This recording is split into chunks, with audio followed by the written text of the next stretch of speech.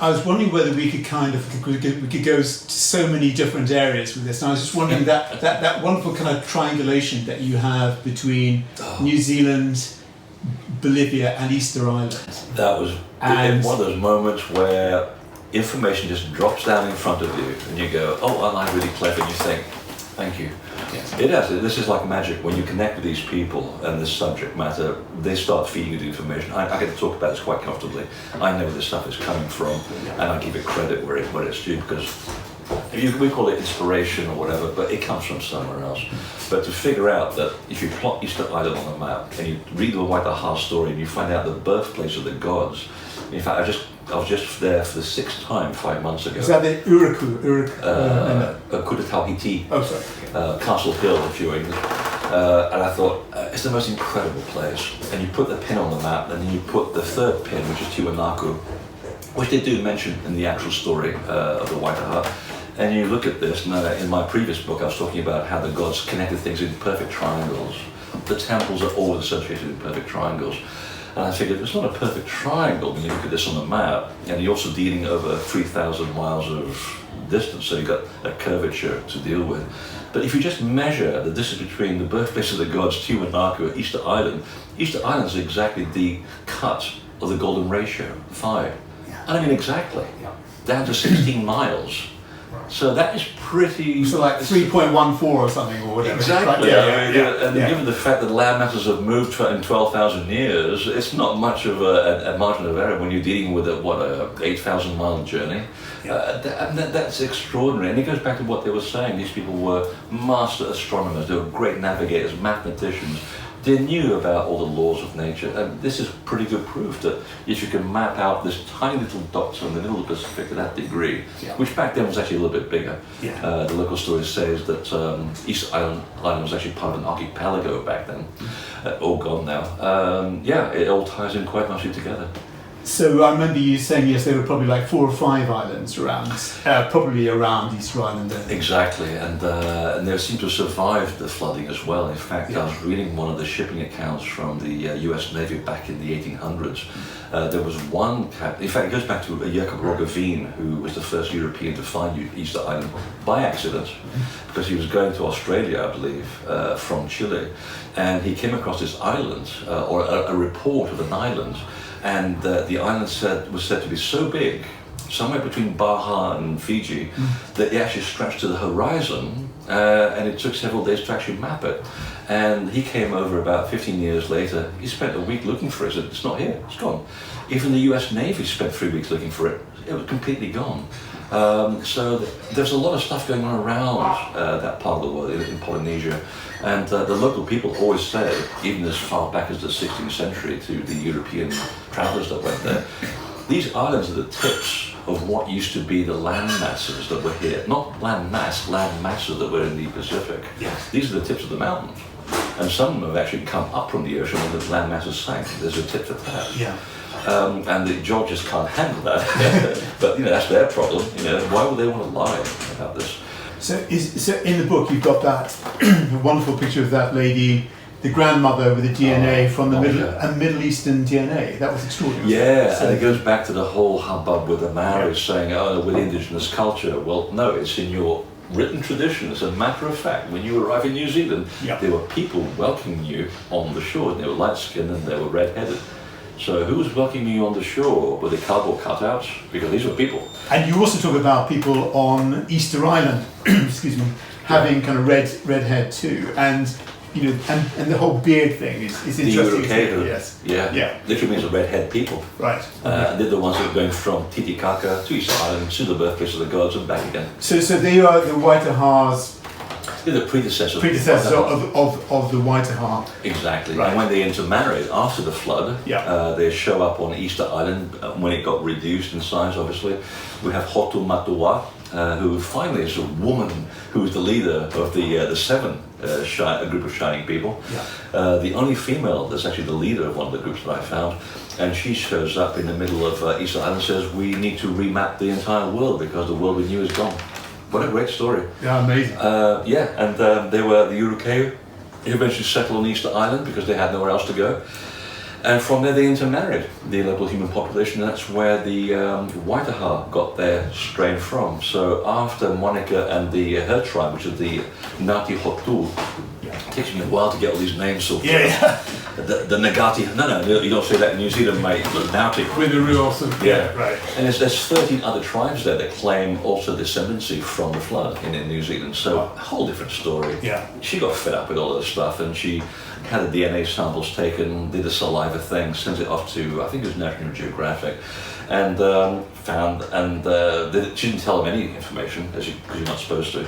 And the results came back and said, yes, the lineage goes back to Persia, Egypt, coast of Madagascar, around the coast of Africa, all the way to the Yucatan, down to Lake Titicaca, Easter Islands, and then finally New Zealand. And she says, well, here's the story.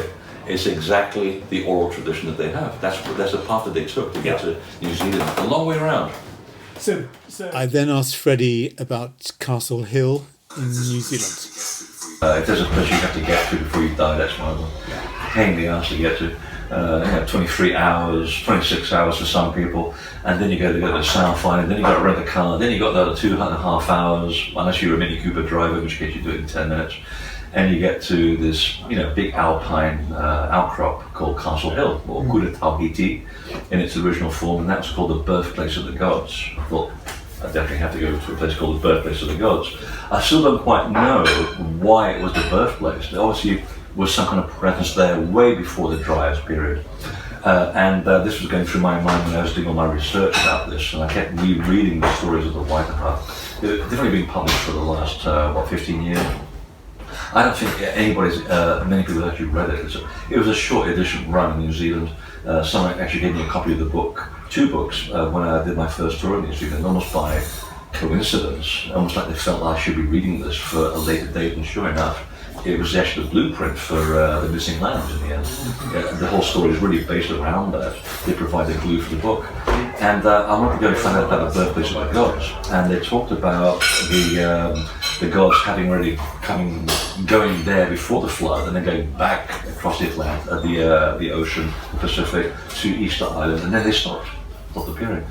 After the flood, the children of the gods, the Urukeu, show up in Easter Island, and their offspring, the grandson, eventually wants to go back to the birthplace of the gods in New Zealand. That's where the narrative kind of starts picking up.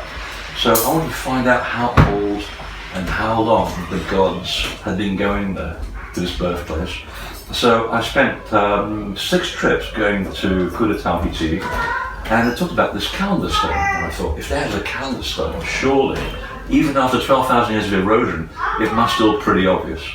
Unfortunately, it's limestone, so limestone does wear out quite quickly. Fortunately, the geology and the combination of climate has been so that the aging has not, at least the erosion has not been too dramatic. So I wandered around thousands upon thousands of these unusual megaliths, and when I began to walk around Kuratauhiti, I looked around and I thought, I'm totally, please join us. You can tell this is live because we have someone actually delivering food during the actual interview. This is wonderful. Yeah, great. Good idea, Charlie. Thank you. Great. This is live interviewing. Live interview, so I'm sure it'll take off somewhere. Thank you. You're going to be famous now. Yep. Real person. Well, that looks very good. Anything else for you? Oh, I'm fine. Yourself? No, good, thank you. Should we wait? We'll have another one next. Okay, enjoy. Thank you. We are the best part of Britain, and we can't tell you where it is. No, exactly that. It is the best place. Oh yes. So the limestone and the calendar. I'm looking for a calendar stone, and there's thousands of these megaliths, and they're all limestone. And I'm walking around this wonderful stone forest, looking at these stones. I'm thinking, I know what simulacra is. It's when stone is eroded and the light hits it in a certain way, and it resembles a face of a human being or an animal, and that's basically what nature does. But I was looking at these stones, and I thought, these don't look like simulacra, these look like the images of things that were carved on the stone and they're now eroded. And I think, but how am I going to prove this? You know, geologists would just laugh at me, and rightly so. And that's when I came across another section of the Waitaha narrative. And they're talking about how in the just around the time of the flood, we asked the keepers of stone to actually go and pound with these rocks the actual shapes of our ancestors on the stones. And I figured, wow, the whole history is actually written on the stones. These are the eroded shapes that they actually carved into the stone. And one of them was a tutelary goddess called Marotini. She's the protective goddess of the site. And I was reading the story about this calendar stone that tracks the motions of the skies, and I figured, well, that can't be it, because that's only got, you know, one axis, and that's not going to track that much. There must be some other thing that looks like a kind of a sundial, for lack of a better word. I went to the second place. There are 3 sites. The second is called a nest, which is kind of a restricted area. It's an amazing photograph, that. My God, it's like a massive mile-wide UFO with a round bottom landed on this thing, and it created a kind of a bowl, and they went, whoops, time to go back. It really looks like that. It's an incredible natural amphitheatre with thousands of megaliths yet again, and it's I had to get permission from the local farmer and told him what I was doing. Matter of fact, he said, oh, can't wait to hear what you found. I said, neither can I don't know what I'm looking for. I spent the whole day walking around, and nothing strikes me as being a calendar stone. In fact, it seems to be the heart of things. I don't think they actually did anything here. It was too sacred. They left no prints behind.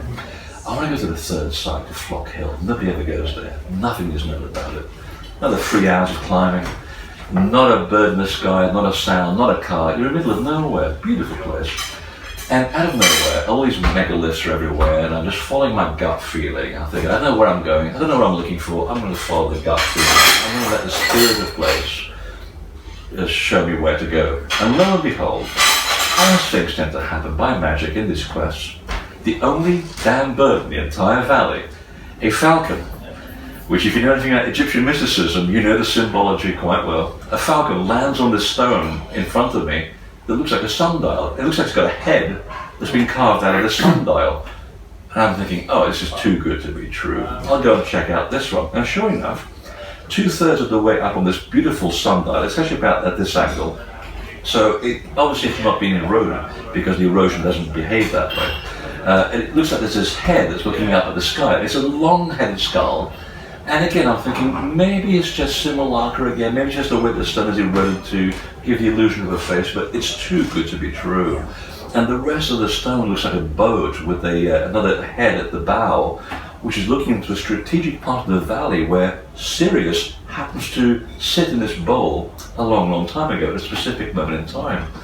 And I'm thinking, no, it's too good to be true. Size, I'm a tall guy, not 8.5 feet tall, but if I was 8.5 feet tall and I was standing here, and you get a perfect alignment with it, with the flat head of the disc, and the head, which forms the sundial, is on the periphery of the disc, so you're forming an axis. Let me take a bead here with a compass and find out where true north is, or in this case true south. Take a bead, get the alignment, and let's see what's happening in the sky. It should, if it works, it'll work. Now, what are we looking at? Sunrise, moonrise, maybe. Those are the 2 usual ones you go for. But what were the predominant constellations and stars that they looked for in this part of the world? Orion always pops up, again, even in New Zealand. And the Southern Cross, that happens everywhere.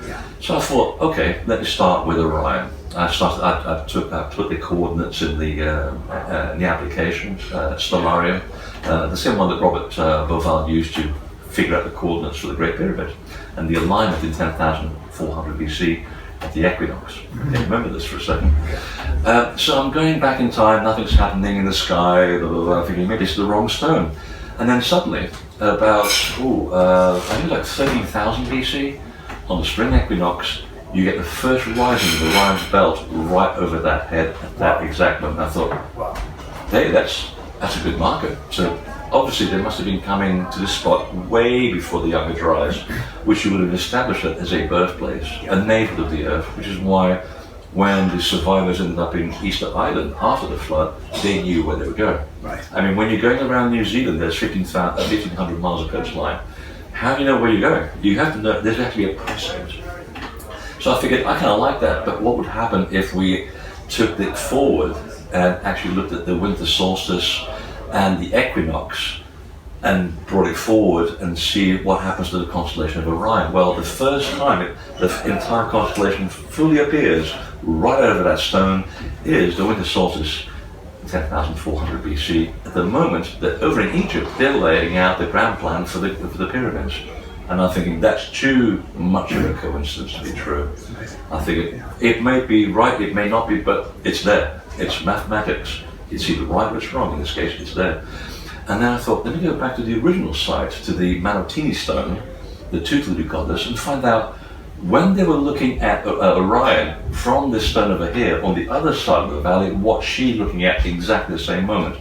Well, at exactly that same moment, the Southern Cross appears over her. We have two matches of the two most prominent stars in that part of the world at that moment. I'd say it's pretty good validation of the Waitaha story. Yeah, amazing. And the